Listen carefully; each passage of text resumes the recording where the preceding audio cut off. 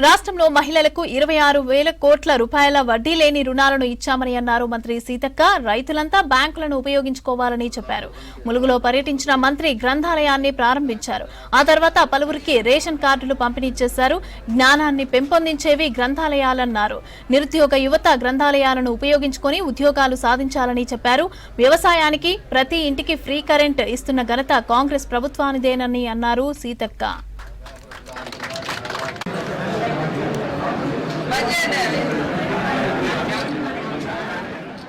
మరి అదే విధంగా డిలీట్ అయినటువంటి వాళ్ళను కొత్తగా చేర్పించేటువంటి ఆ కార్యక్రమం ఉండడంతో లేట్ అయింది. సో ఈరోజు చాలా పెద్ద ఎత్తున ఇక్కడ బ్యాంకు లోన్స్ ఇవ్వడం కానీ, అదేవిధంగా మహిళా సంఘాలకు, రైతులకు గోల్డ్ లోన్స్ ఇవన్నీ ఇస్తూ పెద్ద ఎత్తున మారుమూల ప్రాంతంలో ఏటూ నగరం కానీ, ఉమ్మడి జిల్లా కానీ మంచి టర్నోవర్తో నడిపిస్తున్నటువంటి రవీంద్ర అన్న గారిని ప్రత్యేకంగా అభినందిస్తా ఉన్నాం. రైతులు కూడా ఎప్పటికప్పుడు ఏదైనా లోన్లు తీసుకున్నప్పుడు ప్రాపర్గా పే చేసుకునే విధంగా ఉంటే మరి డిఫాల్టర్ల లిస్టులోకి పోకుండా ఉంటుంది.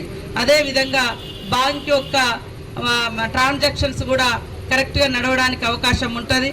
ప్రభుత్వం కూడా ఇప్పటికీ మరి 2 లక్షల వరకు రెగ్యులర్ ఉన్నటువంటి వాళ్ళవి వాస్తవానికి మాఫీ అయింది.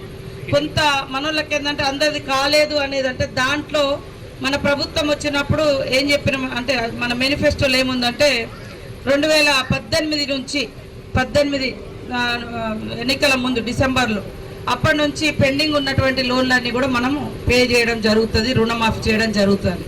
అయితే చాలామంది 2014 నుంచి కూడా 16 నుంచి 17 నుంచి 18 మధ్య చాలామంది మాఫీ కానోళ్ళే కూడా ఉండడంతో అదంతా మాఫీ కాలేదు కాబట్టి అనే దాంట్లో